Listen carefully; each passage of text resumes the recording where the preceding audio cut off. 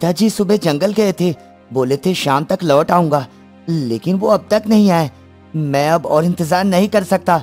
शायद वो कोई मुसीबत में फंस गए होंगे। मुझे खुद उन्हें ढूंढने जाना होगा। हाँ। श्याम झोपड़ी से निकलता है, जंगल की ओर अकेले चलता है। कई घंटे चलने के बाद अब तो गला सूख रहा है, प्यास के मारे बुरा हाल है। हे भगवान, थोड़ा सा पानी दिखा दो, कहीं कुछ तो हो। श्याम की नजर एक पुराने टूटे कुएं पर पड़ती है। शायद इसमें पानी हो, मैं देखता हूँ।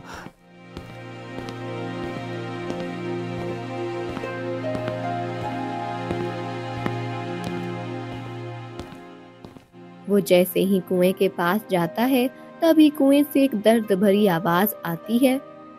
श्याम, मेरी मदद करो, मुझे बचाओ। कौन है? ये आवाज कहाँ से आई? कौन बोल रहा है? सामने आओ, ये मजाक मत करो मुझसे। हाँ, मैं तुम्हारी अपनी हूँ। मैं 15 सालों से तुम्हारा इंतजार कर रही हूँ। नहीं नहीं, ये क्या हो रहा है? ये कौन है? नहीं नहीं, मैं ये सब नहीं सुनना चाहता। मेरे दिल में अजीब सी बेचैनी क्यों हो रही है? आवाज धीमी नहीं होती, लगातार गूंजती है। श्याम घबरा कर जमीन पर गिर जाता है और बेहोश हो जाता है। कुछ समय बाद राजा अपने मंत्री और सैनिकों के साथ वहां से गुजरते हैं। मंत्री जी देखिए, वहाँ कोई लड़का बेहोश पड़ा है। हमें उसे अपने साथ महल ले जाना चाहिए। इस तरह घने जंगल में उसे अकेला छोड़ना ठीक नहीं। महाराज छोड़िए, कोई शिकारी होगा, इसे महल ले जाने की क्या जरूरत है? हाँ। अरे नहीं मंत्री जी, ये हमारे राज्य का लड़का है। हम इसे यूं मरने के लिए नहीं छोड़ सकते। चलो इसे महल ले चलो। फिर मंत्री और सैनिक मिलकर श्याम को राजमहल में ले आते हैं। कुछ घंटों के बाद उसकी आंख खुलती है और वो घबराकर चारों ओर देखता है। मैं कहाँ हूँ? ये कौन सी जगह है? कोई मुझे बताएगा, मैं कहाँ हूँ? शांत हो जाओ, तुम महल में हो। महाराज तुम्हें जंगल में लाए हैं। मैं उन्हें बताने जाती हूँ कि तुम होश में आ गए। दासी राजा के पास आती है।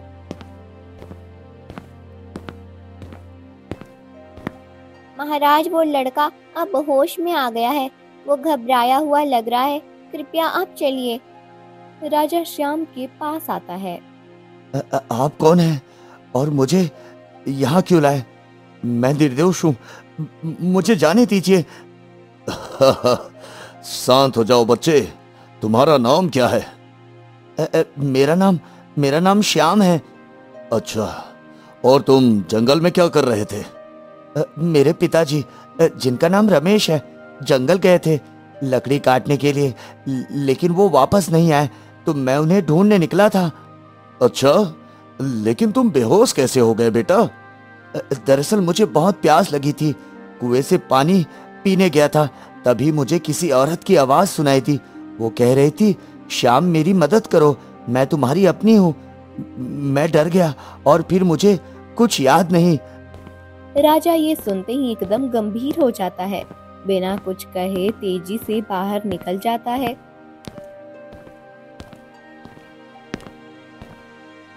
ये क्या हुआ? मैंने ऐसा क्या कह दिया जो महाराज इतने घबरा गए और बिना कुछ बोले चले गए? श्याम चुपके से बाहर निकलकर राजा के पीछे जाने लगता है। राजा मंत्री के पास पहुंचता है।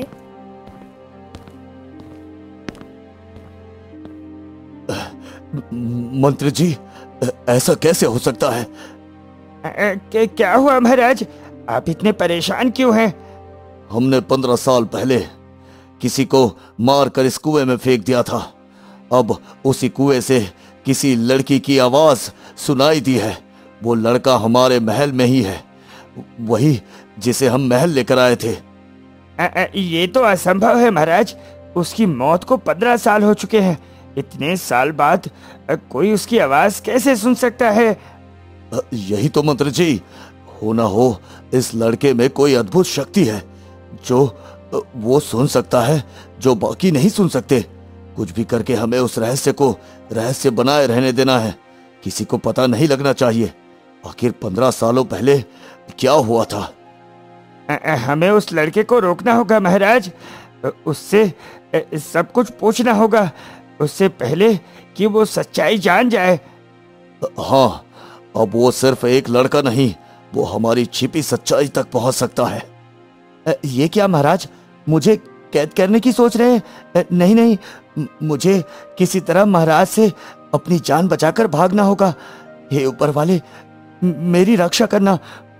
श्याम धीरे से पीछे हटा और चुपचाप महल से निकल गया। भागते भागते घर का दरवाजा खोलते ही उसने राहत की सांस ली। तभी दरवाजे पर आहट हुई और उसके पिता रमेश अंदर आए। श्याम बेटा, कहाँ चला गया तू?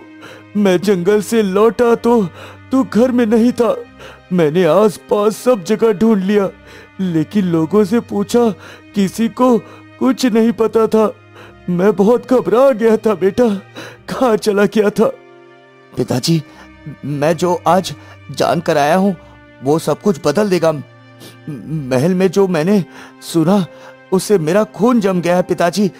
क्या श्याम, तू महल क्यों गया था बेटा? पिताजी, मैं महल नहीं गया था, बल्कि मैं बेहोश हो गया था। तो महाराज मुझे महल लेकर चले गए थे, और जब मुझे होश आया तो मैंने राजा और मंत्री की बातें सुन ली। वो मुझे ढूंढ रहे हैं, मैं डर रहा हूँ, वो मुझे मार डालेंगे पिताजी। अब तो तुम्हें बहुत संभल कर रहना होगा बेटा। राजा और मंत्री दोनों चालाक और क्रूर है। जिसे पकड़ने की ठान लेते हैं उसे ढूंढ कर ही रहते हैं। अब तुम्हारी जान भी खतरे में है। ऐसा क्या कर दिया तुमने जो राजा और मंत्री तुझे ढूंढ रहे हैं बेटा? पिताजी, जब मैं उस कुएं के पास गया तो मुझे आवाज आई, और वो अजनबी नहीं थी। मुझे लगा जैसे उस आवाज में बहुत दर्द हो। पिताजी, आप भी तो रोज उसी रास्ते से जाते हैं ना? क्या आपने कभी वो आवाज सुनी? क्या आप जानते हैं उस कुएं के बारे में? रमेश की आंखें भर आई। वो अपने बेटे की तरफ देख नहीं पाया। एक अजीब सा दर्द उसके चेहरे पे उमड़ आया। उसकी आंखों से आंसू गिरने लगे। पिताजी, क्या हुआ? आप ऐसे रो क्यों रहे हैं? बेटा, बहुत कुछ ऐसा है जो मैं तुमको बताना चाहता हूँ, पर मेरी हिम्मत नहीं कुछ बताने की। आप मुझे डरा क्यों रहे हैं पिताजी? अब तुमको राजा ने उस कुएं के पास देख लिया है, तो वो तुमको भी जिंदा नहीं छोड़ेंगे बेटा। पर क्यों पिताजी? बेटा, वो लड़की जो कुएं में थी वो कोई और नहीं थी, वो इस राज्य की राजकुमारी थी, और राजा की इकलौती बहन। ये बात है करीब 15 साल पुरानी। एक दिन जब मैं जंगल से लकड़ियां लेकर आ रहा था, राजकुमारी सांझ धीमे कदमों से महल के पिछवाड़े के बाहर निकल रही थी। उसके चेहरे पर घबराहट थी, आंखों में आंसू और सीने में डर। हे भगवान, आज कुछ भी हो जाए, मैं रमेश को बचा के रहूंगी और अपने बच्चे को भी बचा के रहूंगी, चाहे मुझे इसके लिए अपने भाई के सामने ही क्यों न खड़ा होना पड़े। वो तेजी से रास्ते पर आगे बढ़ती है। बहुत दूर चलने के बाद उसे रमेश दिखाई देता है। वो दौड़कर उसके पास पहुंचती है।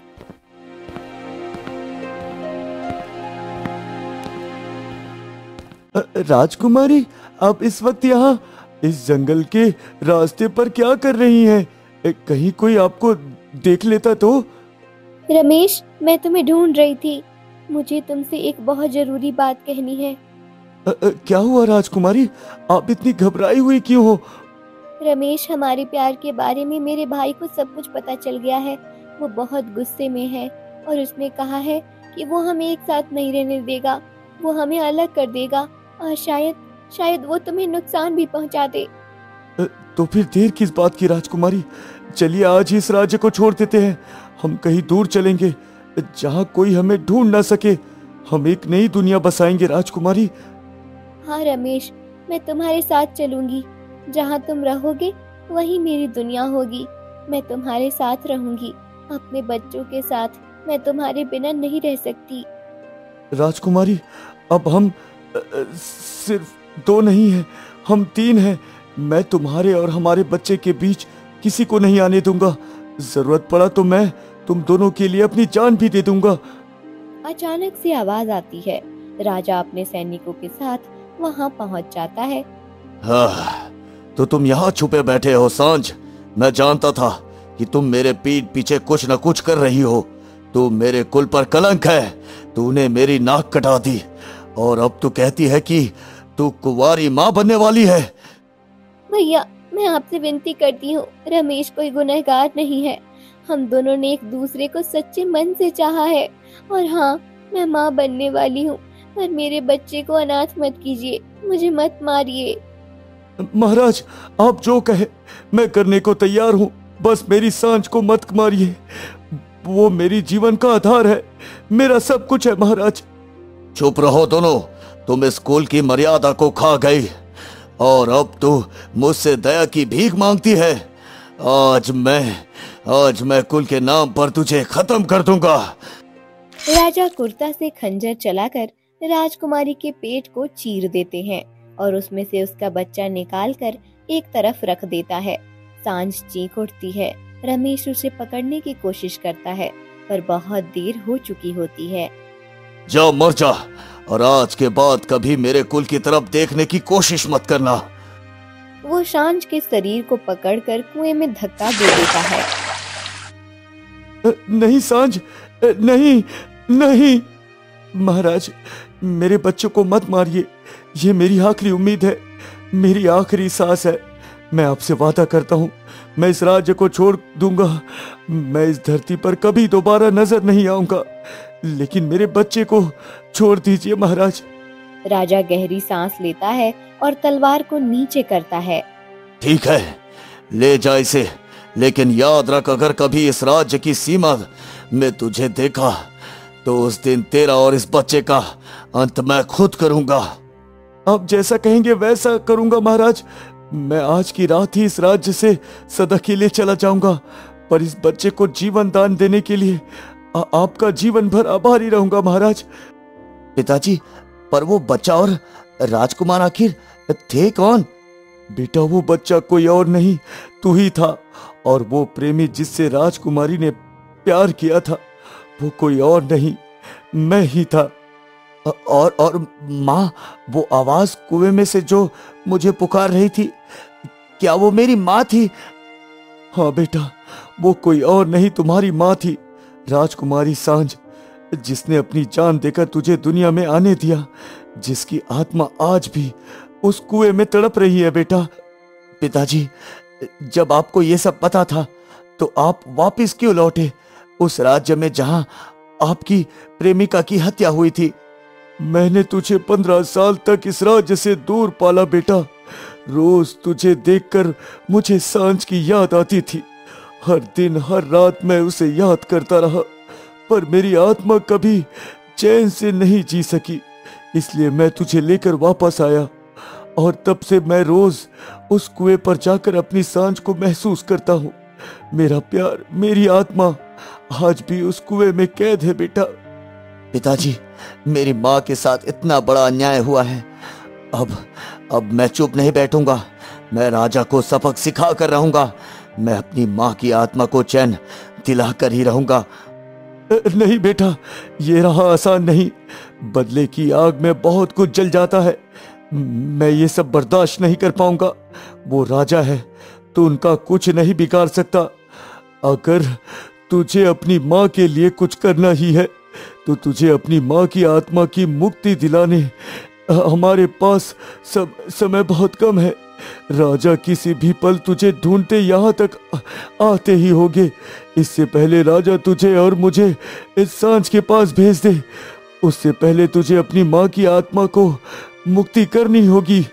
15 सालों से वो कुएं में तड़प रही है, उसे मुक्ति जरूरी है बेटा। मैं कुछ भी करूंगा पिताजी, बस बताइए मुझे क्या करना होगा। तुझे उत्तर दिशा में एक घना जंगल मिलेगा। वहां एक साधु रहते हैं, तेरी माँ के गुरु। वो तुझे राह दिखाएंगे बेटा। तू वहां जा और साधु महाराज को ढूंढ। मैं यही रहकर राजा का ध्यान भटकाता हूँ। हम दोनों साथ में गए तो राजा हम तक पहुंचने में ज्यादा समय नहीं लगाएगा। ठीक है पिताजी, पिताजी, फिर मैं आज ही निकल रहा हूँ अपनी माँ की मुक्ति के लिए। अगर आपको राजा ने पकड़ भी लिया तब तक मैं राजा के हाथ नहीं छोड़ूंगा जब तक मेरी माँ को मुक्त ना करा दूं। फिर श्याम घने जंगलों की तरफ निकल पड़ता है और कुछ देर चलने के बाद, हे भगवान, मैं बहुत थक गया हूँ, अब आगे कैसे चलूं? अब मैं क्या करूं? तभी सामने से एक तेज रोशनी में लिपटे साधु प्रकट होते हैं। श्याम, तू आ गया पुत्र, मैं तेरा ही इंतजार कर रहा था। पर आप मुझे कैसे जानते हैं बाबा? आप कौन हैं? मैं वही हूँ जिसने तेरी माँ को शिक्षा दी थी। मैं उसकी आत्मा की पीड़ा हर रोज सुनता हूँ। उसका आह्वान मुझे जंगल में बुला लाता है बेटा। बाबा, मुझे बताइए, मैं अपनी माँ को कैसे मुक्ति दिला सकता हूँ? उस आत्मा को शांति दिलाने के लिए तुझे एक पवित्र जल लाना होगा, जिसे जादुई तालाब से ही पाया जा सकता है। लेकिन उस जल को पाना सरल नहीं बेटा, उसके लिए तुझे कठिन परीक्षाओं से गुजरना होगा। मैं तैयार हूँ बाबा, चाहे जितनी कठिनाई हो, मैं अपनी माँ को मुक्त करवा कर ही रहूंगा।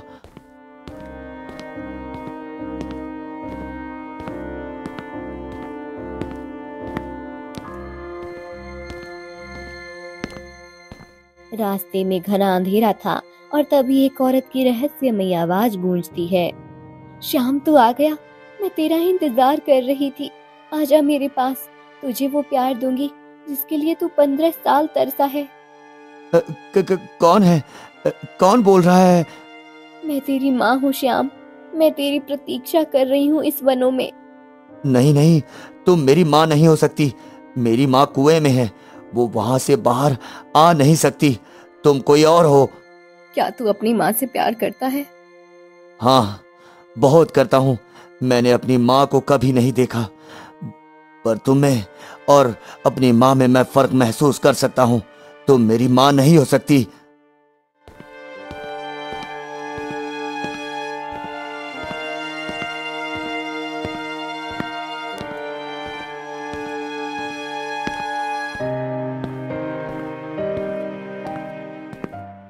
कुछ दूरी पर एक चमकता हुआ जादुई तालाब दिखाई देता है।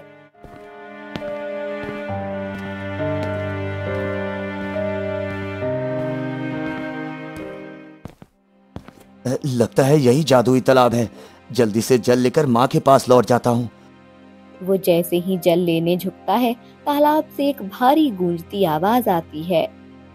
रुको यात्री, अगर तुझे ये जल चाहिए तो मेरी एक पहेली का उत्तर दे, वरना तू इसी तालाब में समा जाएगा और तेरी आत्मा यही कैद हो जाएगी। अगर ऐसी बात है तो पूछिए, आपकी पहेली का उत्तर मैं दूंगा। अच्छा तो सुन, मैं वो हूँ ना जो ना धड़कनों से जुड़ी हूँ, ना सांसों से, फिर भी जिसके बिना जीवन अधूरा लगता है। मुझे ना आंखें देख सकती है, ना हाथ छू सकते हैं। मैं खुद रोती हूँ पर कोई आंसू नहीं गिरता। मैं खुशियों में हंसती हूँ पर आवाज नहीं करती। मैंने माँ की ममता को सजोया और बेटे के वचन में खुद को डुबोया। कहो, कौन हूँ मैं जो हर रिश्ते की जड़ में होती हूँ पर फिर भी खुद को खो देती हूँ? आप आत्मा हैं, जिसने प्रेम किया, त्याग किया, जिसे कोई देख नहीं सकता। और बिल्कुल सही, तू सच्चा पुत्र है। ले जा ये जल और दे दे अपनी माँ को शांति। जैसे ही श्याम जल भरने को झुकता है, तालाब के भीतर से अचानक सोना, हीरा और अनगिनत रत्न पानी की सतह पर तैरने लगते हैं। चारों तरफ चमक बिखर जाती है। अरे ये क्या? कितने सारे सोने और हीरे कहाँ से आ गए? क्या ये भी इस तालाब का हिस्सा है? ये तो खजाने से भी बढ़कर है। तभी तालाब के भीतर से एक तेज रोशनी निकलती है और एक रक्षक का रूप उभरता है। तुम चाहो तो ये सब तुम्हारा हो सकता है। ये हीरे, ये मोती, सोना सब कुछ ले सकते हो। तुम्हारी सारी गरीबी खत्म हो जाएगी। तुम्हारे जीवन का हर दुख, हर संघर्ष खत्म हो सकता है। तुम बस ये जल मत लेना। क्या मतलब? माँ की आत्मा के लिए मुझे ये जल चाहिए। पर क्यों? किसके लिए? अपनी माँ के लिए? वो तो मर चुकी है। उसकी आत्मा को शांति दिलाकर क्या करोगे? क्या उसे वापस ला पाओगे? नहीं ना। फिर क्यों अपने जीवन की सुख को छोड़कर एक मृत आत्मा के लिए इतना कर रहे हो? ये सब ले लो, ये खजाना तुम्हारा है। तुम्हारी आने वाली पीढ़ियां भी कभी भूखी नहीं रहेगी। हाँ नहीं, मैं इन चीजों से अपनी माँ की जगह नहीं भर सकता। तुम चाहे जितना भी खजाना दिखा दो, पर मेरे लिए माँ सबसे बड़ा धन है। मैंने उन्हें कभी नहीं देखा, उन्हें कभी नहीं छुआ, सिर्फ उनकी यादें हैं। और अब जब मुझे मौका मिला है उनकी आत्मा को मुक्त करने का, तो मैं पीछे नहीं हटूंगा। क्या तुम सच में इस खजाने को ठुकरा दोगे? क्या तुम सोचते हो तुम्हारी माँ चाहती कि तुम संघर्ष भरी जिंदगी जियो? मेरी माँ चाहती थी कि मैं इंसान बना रहूं, मैं लालची ना बनूं, और मैं वही कर रहा हूं। ये खजाना नहीं, माँ की शांति मेरे लिए जरूरी है। जैसे ही श्याम रक्षक के लालच को ठुकराता है, रक्षक की छाया हवा में घुल जाती है। हीरे मोती सब गायब हो जाते हैं। तालाब फिर से शांत हो जाता है। श्याम बर्तन में पवित्र जल भरकर तेजी से उस पुराने कुएं की ओर बढ़ता है। जैसे ही वो जल कुएं में अर्पित करता है, तेज प्रकाश के साथ राजकुमारी सांझ की आत्मा बाहर प्रकट हो जाती है। माँ, आप सच में ये हैं आप माँ? पुत्र, मेरा पुत्र श्याम तो कितना बड़ा हो गया है, तो कितना सुंदर और मजबूत हो गया है। काश मैं तेरे साथ रह पाती, काश तेरी हर सुबह को अपनी बाहों में समेट पाती। पर अब तुझे देखकर मेरी आत्मा को सुकून मिल रहा है। माँ, आप हमारे साथ नहीं, आप हमारे बिना इस दुनिया से चली गई। इस राजा की वजह से मैं उसे छोड़ूंगा नहीं माँ, मैं बदला लेकर रहूंगा। नहीं पुत्र नहीं, तू ऐसा कुछ नहीं करेगा। जो मैं तुझसे कहने जा रही हूँ उसे ध्यान से सुन। पर माँ, उन्होंने आपको मार दिया, आपको और मुझे अलग कर दिया माँ। तो सही कह रहा है बेटा, उन्होंने मुझसे सब कुछ छीन लिया, पर एक बात मत भूल, जो उन्होंने किया उनके अनुसार वो सही था, क्योंकि मैंने भी एक मर्यादा तोड़ी थी। मैंने प्रेम किया था, मैंने तेरे पिता से प्रेम किया और विवाह से पहले माँ बन गई थी। मैं भी कुल की मर्यादा को नहीं निभा पाई, इसलिए मैं भी गलत थी। माँ, तो क्या उनके पाप माफ कर दिए जाएंगे? क्या हम चुपचाप रह जाएं? जिन्होंने आपको मारा है उन्हें जाने दे माँ। बेटा, अगर कोई गलती से आग लगाता है तो तुम उस पर और आग डालकर क्या अपना घर भी जलाओगे? तुम अगर उनके जैसे बन गए तो क्या फर्क रह जाएगा उनमें और तुम में? मेरी आत्मा को अगर चैन चाहिए तो तू बदला नहीं, क्षमा चुनेगा। पर माँ, आप हमेशा के लिए जा रही है ना? क्या मैं आपको फिर से कभी नहीं देख पाऊंगा माँ? नहीं बेटा, मैं तुझ में रहूंगी, तेरे प्रेम में, तेरी यादों में। जब कभी तू आसमान की तरफ देखेगा, समझना मैं वही हूँ, तुझे देख रही हूँ। और हाँ, एक बात और। क्या माँ? अगर कभी तेरा सामना मेरे भाई से हो तो उससे कह देना सांझ ने उसे माफ कर दिया और वो दुखी आत्मा अब मुक्त है। और हाँ बेटा, अब इस राज्य को छोड़ देना, तेरे पिता की जान भी खतरे में है। ये राज्य अब तुम्हारा घर नहीं है। चल, अब मैं जा रही हूँ, तू अपना ध्यान रखना। माँ मत जाओ माँ, मैं आपको फिर से नहीं खो सकता माँ। रोने लगता है। उसकी आवाज जंगल में गूंज जाती है, पर राजकुमारी सांझ की आत्मा मुस्कुराते हुए आकाश की ओर उड़ जाती है। धीरे धीरे उसकी छाया उस उजाले में समा जाती है। फिर श्याम अपने घर लौटता है।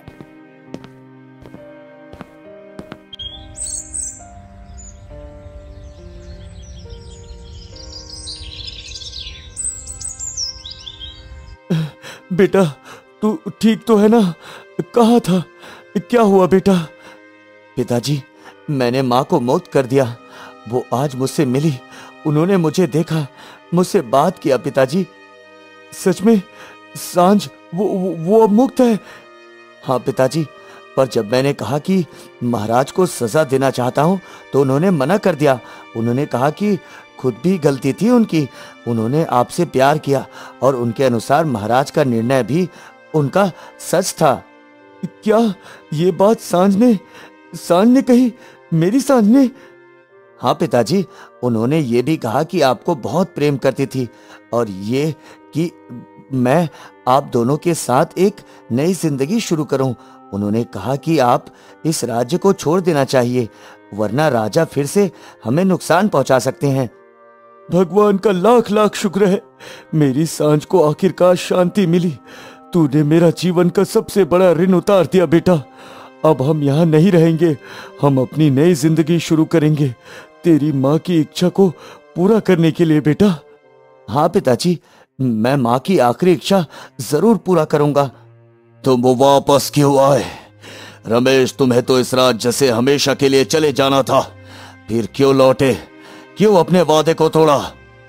महाराज, मुझसे भूल हुई, मैं आपकी आज्ञा मानकर चला गया, पर मेरी आत्मा आपकी बहन के बिना कभी शांत नहीं हो सकी महाराज। मैं हर रोज, हर घड़ी, हर सांस उसी के याद में चलता रहा। एक एक दिन मेरे लिए जीवन इतना भारी हो गया था, इसलिए मैं वापस आया था ताकि रोज जाकर उस कुएं के पास बैठ सकूं जहां आपने मेरी सांझ को फेंका था, जहां आज भी उसकी यादें जिंदा है। मुझे क्षमा कर दीजिए महाराज, मुझे क्षमा कर दीजिए। रमेश, आज पहली बार मुझे अपने किए पर पछतावा हो रहा है। मैंने अपनी बहन को मारा नहीं था, मैंने अपने हृदय को फाड़ दिया था। मैंने लोक लाज, कुल मर्यादा और लोगों की बातों के डर से अपनी मासूम सी बहन की जान ले ली। तब से आज तक मैं हर रात उस कुएं के पास जाता हूँ जहां मैंने अपनी बहन को ढकेला था। शायद मेरी आत्मा को शांति नहीं मिली थी, शायद मैं भी भीतर ही भीतर मर रहा था। मैं तुम्हें दोषी मानता था, पर आज जब तुम्हारी आंखों में उस प्रेम का सच्चा पानी देखा तो समझ आया कि तुम्हारा अपराध प्रेम था और मेरा अपराध भय। महाराज, अगर आपको सच में माँ से प्रेम था तो चलिए मेरे साथ उस कुएं के पास चलिए और अपनी बहन से क्षमा मांगिए। आज वो आत्मा मुक्त हो चुकी है, पर उसकी एक आखिरी इच्छा यही थी कि आप उसे माफ करें और आपसे माफी की उम्मीद भी थी। क्या तुम सच कह रहे हो श्याम? क्या सांझ की आत्मा अब भी मुझे देख रही है? क्या अब भी उसे मेरी क्षमा की प्रतीक्षा है? हाँ महाराज, और अब आपको चलना होगा और कहना होगा जो सालों आपने अपने हृदय में दबा रखा है। फिर तीनों कुएं के पास जाते हैं। सांझ मेरी बहन, मुझे माफ करना। मैंने तुझसे जीवन भर प्रेम किया, पर डर के कारण तुझे मिटा डाला। मैं जानता हूं मैं अपराधी हूं तेरा और तेरे बच्चे का। मुझे नहीं पता था कि तू मुझे सुन सकती है या नहीं, पर आज मैं तेरे सामने खड़ा हूं, सिर झुकाए तुझसे क्षमा मांगता हूं। रमेश, मुझे माफ कर दो, और तुम्हारा बेटा श्याम, तुम भी मुझे माफ कर दो। मैंने तुम्हें बहुत कष्ट दिया है और आज के बाद तुम्हें इस राज्य को छोड़कर जाने की जरूरत नहीं, और इसी राज्य में तुम दोनों पूरे मान सम्मान के साथ रहोगे। राजा बहुत देर तक वहां खड़ा रहा, पर शायद अब कुएं के अंदर सांझ की आत्मा नहीं थी।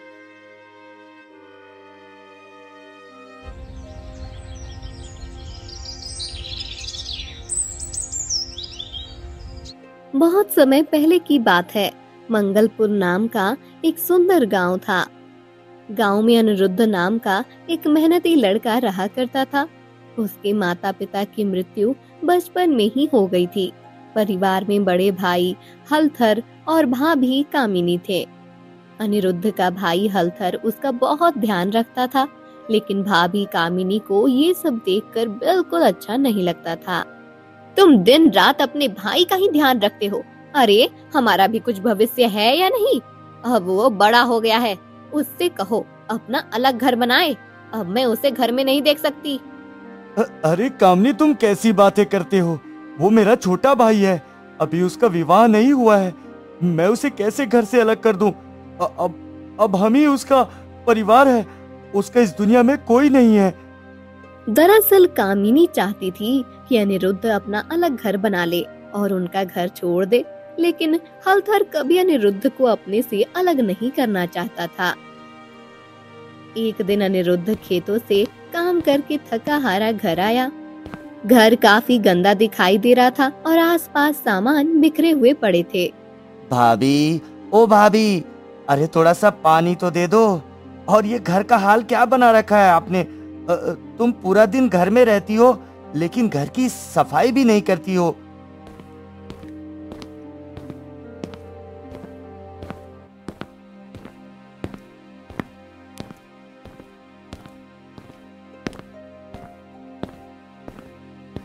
सुनो देवर जी, 2 समय का भोजन बनाकर दे देती हूँ, उतना काफी है। मैं भी देखती हूँ तुम कौन सी रानी फूलमती ब्याह कर लाते हो जो तुम्हारा घर सवार कर रखेगी। अनिरुद्ध ने अभी पानी पीना शुरू किया था, लेकिन उसने बिना पानी पिए ही गिलास वहाँ पर रख दिया। उसे अपने भाभी की बात बहुत बुरी लगी। वह चुपचाप खड़ा हो गया। ठीक है भाभी, अगर तुमने कह ही दिया तो अब मैं जा रहा हूँ और रानी फूलमती को ब्याह कर ही लाऊंगा।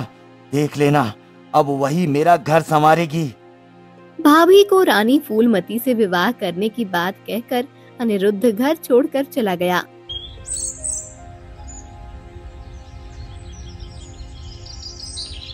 अनिरुद्ध के भाई को ये बात पता लगी तब वो बहुत नाराज हुआ। अरे तुमने ऐसा क्या कह दिया कामनी? अनिरुद्ध घर छोड़कर चला गया। क्या तुम अपनी वाणी पर संयम नहीं रख सकती? तुमने कुछ उल्टा सीधा कहा होगा तभी वो गया है।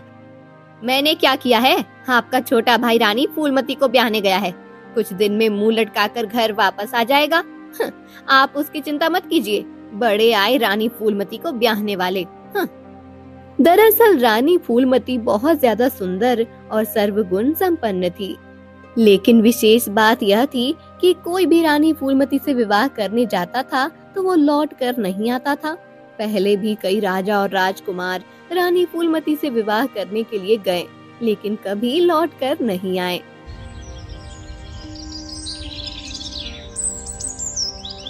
हाँ, भाभी से शर्त लगा ली है कि अब रानी फूलमती को ही अपनी दुल्हन बनाऊंगा, लेकिन मुझे तो पता ही नहीं कि रानी फूलमती कहाँ रहती है। मैंने तो बस नाम सुना है और वो तो और लोग कहते हैं कि जो रानी फूलमती से विवाह करने जाता है वो गायब हो जाता है। इसी प्रकार सोच विचार करते हुए अनिरुद्ध कुछ समय तक इधर उधर भटकता है। तभी वह देखता है कि एक बाज आसमान में उड़ रहा है। उसने चिड़ियों को अपने मुंह में दबा रखा है। मेरी मदद करो, मेरी मदद करो, मुझे बचाओ, कोई मेरी मदद करो। तभी अनिरुद्ध ऊपर आसमान में देखता है कि बाज चिड़िया को अपने मुंह में दबाकर घूम रहा है। वह जमीन पर पड़ा हुआ एक डंडा उठाता है और बाज की ओर चला देता है। बाज को चोट लगते ही चिड़िया जमीन पर गिर जाती है। आज तुमने मेरी जान बचाई है, नहीं तो ये दुष्ट बाज मेरा भोजन कर लेता। मेरे छोटे छोटे बच्चे अनाथ हो जाते। तुम्हारा बहुत बहुत धन्यवाद। जब तुम्हें कभी मेरी मदद की आवश्यकता हो तब तुम मुझे आवाज लगा देना, मैं तुम्हारे पास आ जाऊंगी। अरे चिड़िया रानी, अब तुम खुशी खुशी अपने बच्चों के पास जाओ और उनकी देखभाल करो। अगर मदद की आवश्यकता हुई तो मैं तुम्हें अवश्य याद करूंगा। हाँ। अनिरुद्ध आगे बढ़ता है। तभी उसकी नजर एक साधु पर पड़ती है। साधु अपनी आंखें बंद करके ध्यान लगाए हुए होते हैं, लेकिन तभी अनिरुद्ध देखता है कि एक लोमड़ी चुपचाप साधु की ओर बढ़ रही है। अनिरुद्ध ने लोमड़ी का ध्यान अपनी ओर आकर्षित करने के लिए एक पत्थर उठाकर उसके ऊपर चलाया।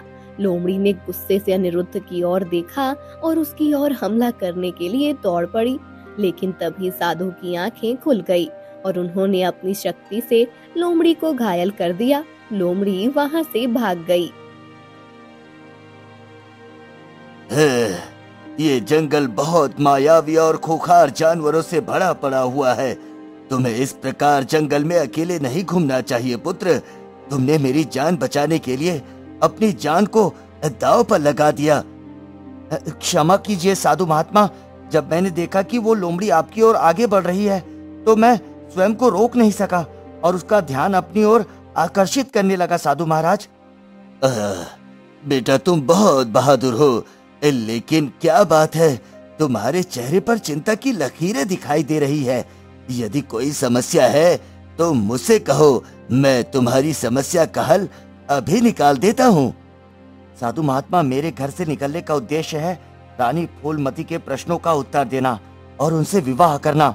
मैं जानता हूँ कि बहुत से राजा और राजकुमार रानी के प्रश्नों के उत्तर ना दे सके, इस कारण वो कैद में हैं। बेटा तुमने जो बहादुरी दिखाई है, मुझे तुम पर विश्वास है कि तुम रानी फूलमती के सभी प्रश्नों के उत्तर देने में सक्षम हो। मैं तुम्हें वो उपाय बताता हूँ जिससे तुम उनसे आसानी से मिल सकते हो। साधु अनिरुद्ध को रानी फूलमती से मिलने के लिए सारे रास्ते बताते हैं। जाओ बेटा, तुम्हें तुम्हारे उद्देश्य में सफलता अवश्य मिलेगी। जंगल में पूर्व दिशा की ओर बढ़ो, आगे का रास्ता तुम्हें स्वयं मिल जाएगा। साधु की बात मानते हुए अनिरुद्ध जंगल में पूर्व दिशा की ओर आगे बढ़ने लगता है। तभी वह देखता है कि एक पेड़ पर सुंदर तोता बैठा हुआ है। अनिरुद्ध तोते को अपनी बात सुनने के लिए जोर से कहता है, न जाने रानी फूलमती का महल कहाँ पर है। मुझे हर हाल में उनसे मिलना ही होगा। कोई मिल जाता तो मेरी सहायता करता। काश कोई इस दुनिया में होता जिसे रानी फूलमती का पता होता। अच्छा, इसे भी रानी फूलमती से मिलना है। अभी इसे मजा चखाता हूँ। सुनो राघे, अभी अभी मैंने सुना कि तुमने रानी फूलमती का नाम लिया।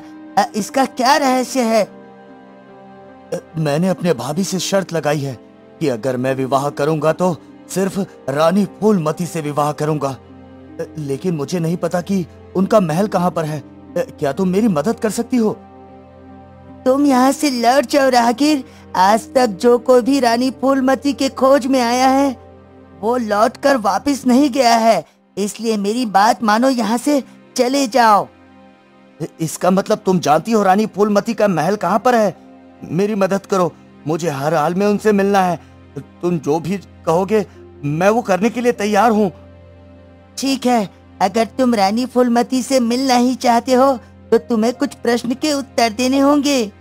अगर तुम्हारे उत्तर से मुझे संतुष्टि मिली तो मैं तुम्हें आगे जाने का रास्ता बताऊंगा, नहीं तो तुम्हें गायब कर दिया जाएगा। हाँ हाँ, पूछो, तुम्हें क्या पूछना है? मैं तुम्हारे प्रश्नों के उत्तर देने के लिए तैयार हूँ। बहुत सोच समझ कर बताना। तुम्हारे पास दो रास्ते हैं। एक रास्ते में सोने चांदी बिखरे हुए हैं और दूसरा रास्ता जिस पर घना अंधेरा छाया हुआ है। तुम किस रास्ते पर जाना पसंद करोगे? आमतौर पर इस प्रश्न के उत्तर में लोग सोने चांदी वाले रास्ते को चुनते हैं। मुझे थोड़ा अलग करना चाहिए। मैं अंधेरे घने रास्ते चुनता हूँ। मैं इसी रास्ते की ओर बढ़ना पसंद करूंगा। हाँ ठीक है, अगर तुमने अंधेरे का रास्ता चुन लिया है तो तुम्हें रास्ते में आगे जाना होगा। ये रास्ता तुम्हें रानी फूलमती की महल की ओर ले जाएगी। तभी अनिरुद्ध देखता है कि उसके सामने एक रास्ता बन गया है जो कि बिल्कुल अंधेरे से भरा हुआ है। अनिरुद्ध उस रास्ते पर आगे बढ़ने लगता है। अरे, ये कैसी आवाज आ रही है? शायद कोई मुझे मदद के लिए पुकार रहा है। लगता है यहाँ पर और भी मनुष्य है। मुझे उनकी आवाज को सुनकर आगे बढ़ना चाहिए। हाँ। अनिरुद्ध उसी दिशा में आगे बढ़ता है जिस और लोग मदद के लिए पुकार रहे होते हैं। थोड़ी देर में वह एक जेल के सामने पहुंच जाता है। हमारी मदद करो, हमारी मदद करो। ये रानी फूलमती जेल में है। उनसे हम सबको यहाँ पर कैद करवा दिया। हमारी मदद करो। अरे, आप सब तो कहीं के राजा और राजकुमार लगते हैं।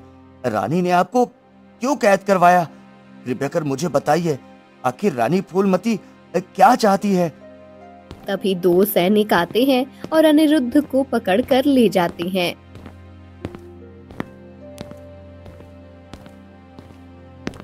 अरे, तुम सब कौन हो और मुझे कहाँ लेकर जा रहे हो? मुझे छोड़ दो। मैं यहाँ रानी फूलमती से मिलने आया हूँ। मुझे छोड़ दो। अरे सुनो लड़के, रानी फूलमती से मिलना इतना आसान नहीं है। अगर तुम्हें उनसे मिलना है तो तुम्हें इस शर्त को पूरा करना होगा। हाँ। सैनिक अनिरुद्ध को एक खुले मैदान में लेकर जाते हैं, जहाँ पर अनिरुद्ध देखता है कि चिड़ियों के बहुत से दाने बिखरे पड़े हैं।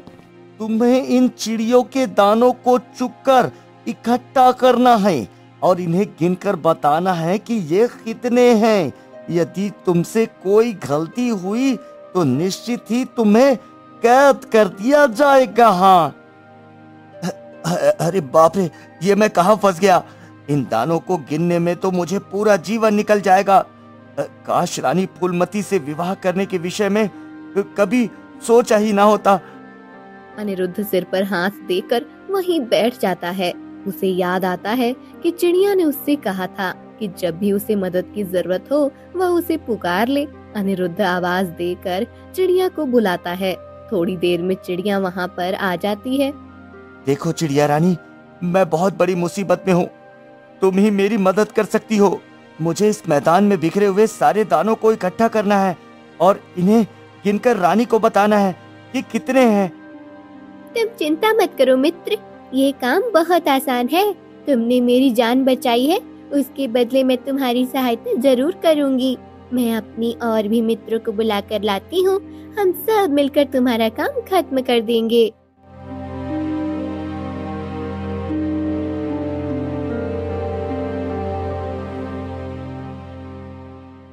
थोड़ी ही देर में चिड़िया जंगल से अपने दूसरे चिड़िया दोस्तों को लेकर आती है और सभी मिलकर दाने इकट्ठा कर देते हैं। साथ ही उनकी संख्या भी अनिरुद्ध को बता देते हैं। देखो, हमने सारे दाने इकट्ठा कर दिए हैं। अब तुम रानी के पास जा सकते हो। तुम्हारा कार्य पूरा हो चुका है। तुम्हें चिंता करने की आवश्यकता नहीं है। लेकिन जब रानी मुझे इन दानों की संख्या पूछेगी तब मैं उन्हें क्या उत्तर दूंगा? तुम तो जानती हो, अगर कार्य असफल रहा तो निश्चित ही मुझे कैद हो जाएगा। अरे, इसका उत्तर मैं तुम्हें बताती हूँ। मेरी बात ध्यान से सुनो। मैं जो कहती हूँ तुम वही जाकर कह देना। चिड़िया अनिरुद्ध के कान में कुछ कहती है। हाँ, ये तो तुमने बहुत ही सरल उपाय बताया चिड़िया रानी। तुम्हारा बहुत बहुत धन्यवाद। तुमने और तुम्हारे समूह ने आज मेरी बहुत सहायता की। हाँ। इस प्रकार अनिरुद्ध का काम पूरा करके चिड़िया अपने मित्रों के साथ वहाँ से उड़ जाती है। तभी सैनिक वहाँ पर आ जाते हैं। सैनिक देखते हैं कि दानों का ढेर लगा हुआ है। अरे, इतनी जल्दी समाप्त कर दिया काम। ये तो कोई साधारण युवक नहीं लगता। निश्चित ही इसके पास कोई शक्ति है। तुमने इतनी जल्दी इन दानों को कैसे गिना? जल्दी से हमें इनकी संख्या बताओ, बताओ। अरे, इन चिड़िया के दानों की संख्या इतनी है जितनी रानी फूलमती के सिर में बाल। अगर तुम्हें विश्वास नहीं होता तो जाओ और रानी से पूछ लो कि उनके सर पर कितने बाल हैं। अरे, तुम तो बहुत चतुर हो। लगता है इस बार रानी अपनी शर्त हारने वाली है। तुमने अपना पहला कार्य सफलतापूर्वक पूर्ण कर लिया मित्र। हाँ। अनिरुद्ध को रानी फूलमती के पास ले जाया जाता है।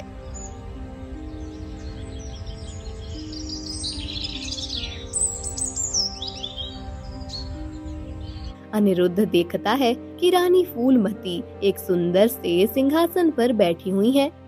युवक, मैं तुम्हारी बुद्धिमत्ता से प्रसन्न हूँ। अभी तक तुमने मेरी दी गई सारी शर्तों को पूरा किया है, लेकिन अब बारी है मेरे प्रश्नों के उत्तर देने की। उससे पहले मैं तुम्हें एक कहानी सुनाती हूँ। रानी फूलमती अनिरुद्ध को कहानी सुनाना शुरू करती हैं। एक नगर में 4 मित्र थे। एक मूर्तिकार, एक दर्जी, एक सुनार और एक ब्राह्मण। चारों में बड़ी ही घनिष्ठ मित्रता थी। वह हर जगह साथ जाते थे। एक बार चारों मित्रों ने निर्णय लिया कि वे धन कमाने के लिए दूसरे नगर को जाएंगे। मित्रों, अब हमारे छोटे गांव में कोई कार्य नहीं बचा। हमें दूसरे देश जाकर अपनी आजीविका के लिए मेहनत करनी चाहिए। इसलिए मेरा विचार है कि हम चारों अब पास के सुंदरवन नगर में चलते हैं। हाँ। अरे, ये तुम क्या कहते हो मित्र? लेकिन सुंदरवन नगर को पार करने से पहले जो घना जंगल आता है उसे तो पार करना होगा। यदि हम जंगल को पार करने में सफल हो गए तो निश्चित ही हम एक ऐसे नगर में पहुंच जाएंगे जहां हम अधिक धन कमा सकेंगे। हाँ,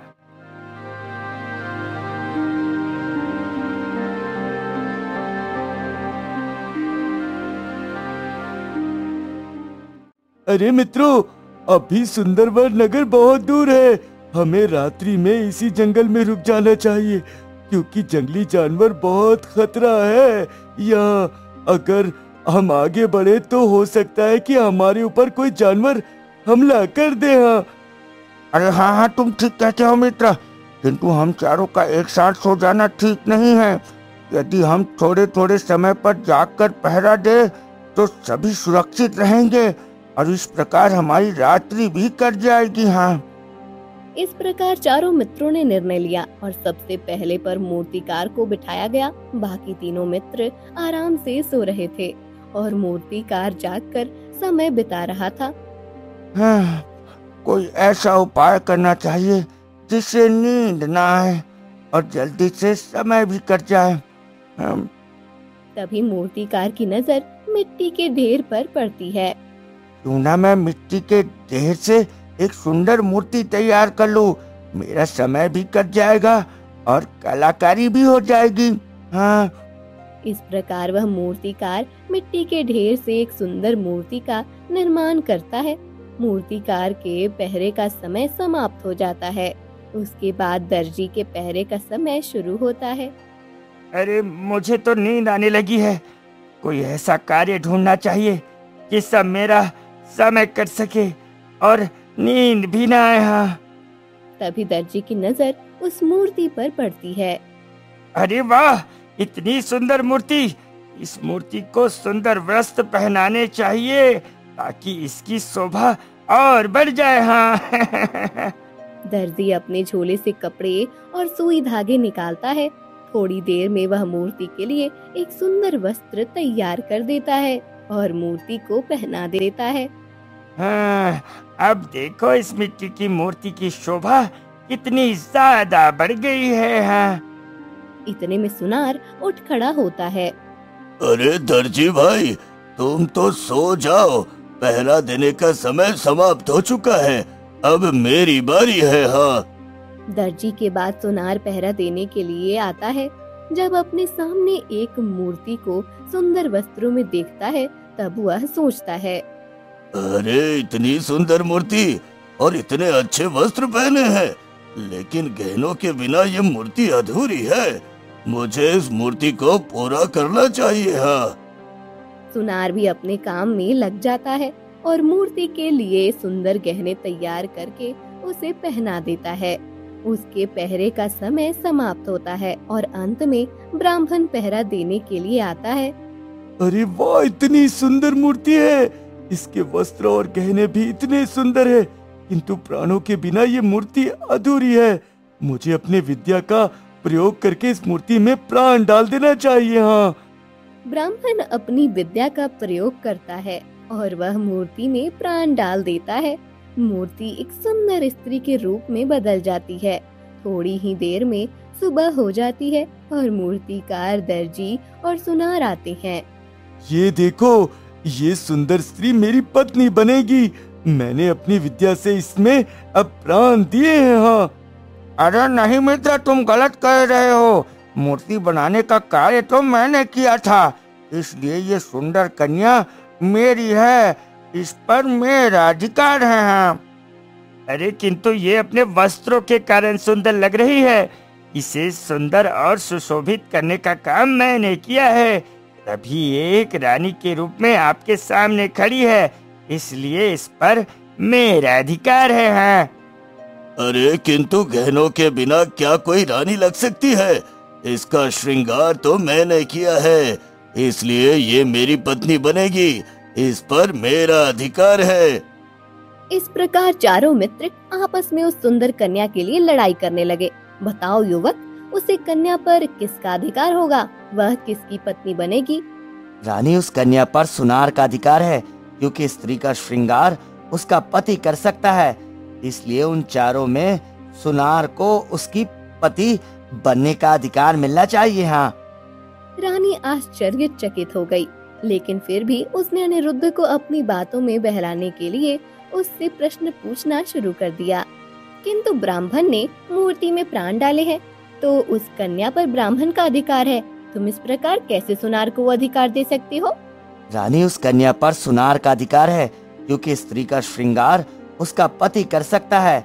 इसलिए उन चारों में सुनार को उसकी पति बनने का अधिकार मिलना चाहिए। हाँ। रानी समझ चुकी थी कि अनिरुद्ध ही वह बहादुर और साहसी युवक है जो उससे विवाह करने के योग्य है। रानी फूलमती और अनिरुद्ध का विवाह हो जाता है। साथ ही रानी उन सभी राजाओं और राजकुमारों को छोड़ देती है जो उनकी कैद में होते हैं। अनिरुद्ध रानी को लेकर अपने घर जाता है।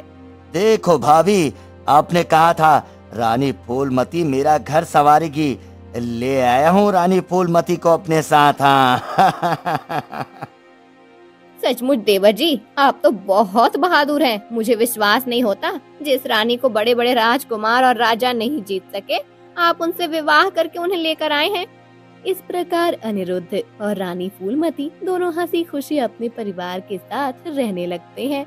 रानी फूलमती अनिरुद्ध के साथ साधारण जीवन जीने लगती है।